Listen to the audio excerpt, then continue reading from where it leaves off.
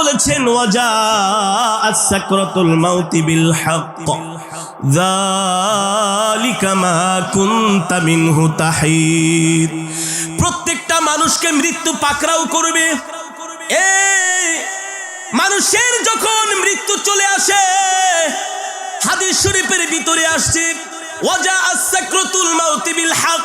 আল্লাহ কোরআনের মধ্যে বলেছেন প্রত্যেকটা মানুষকে মৃত্যু পাকড়াও করবে, মৃত্যু কাউকে ছাড়বে না।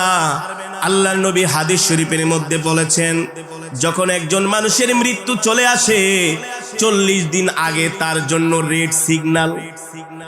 কতদিন? 40 দিন আগে আজরাইল তাকে রেড সিগন্যাল দেয়। রেড সিগন্যাল, তোর সময় শেষ, তোর সময় কি। এ কারণে দেখবেন যেই মানুষটা মারা যায় 40 দিন আগ থেকে তার সিমটম বদলাতে থাকে, তার কথাবার্তা, তার চাল চলনের মধ্যে দেখবেন অনেকটাই পরিবর্তন চলে আসে।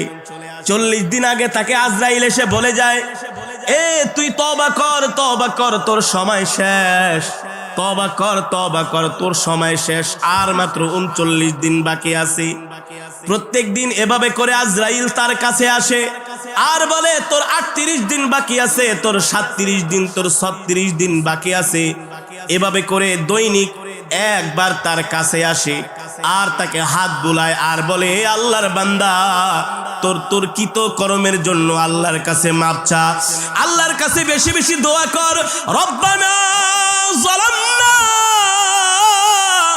আনফুসানা ওয়া ইল্লাম তাগফির লানা ওয়া তারহামনা লানাকুনান্না মিনাল খাসিরিন। আল্লাহু আকবার। আজরাইল বলে দোয়া কর আল্লাহর কাছে, বেশি বেশি করে তওবা কর।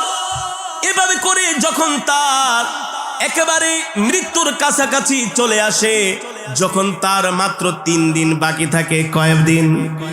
জোরে বলেন, কয়দিন? মাত্র যখন তার 3 দিন বাকি থাকে তখন তার কাছে আজরাইল দৈনিক 3 বার আসে। কয়বার? আরে তোর কিন্তু 37 দিন শেষ, তোর কিন্তু 37 দিন শেষ, আর মাত্র 3 দিন বাকি আছে। আজরাইল এসে দৈনিক 3 বার বলে, তুই আল্লাহর কাছে বেশি বেশি দোয়া কর, আল্লাহর কাছে দোয়া কর, তওবা কর, তোর কৃত কর্মের জন্য আল্লাহ তাআলার কাছে মাফ চা।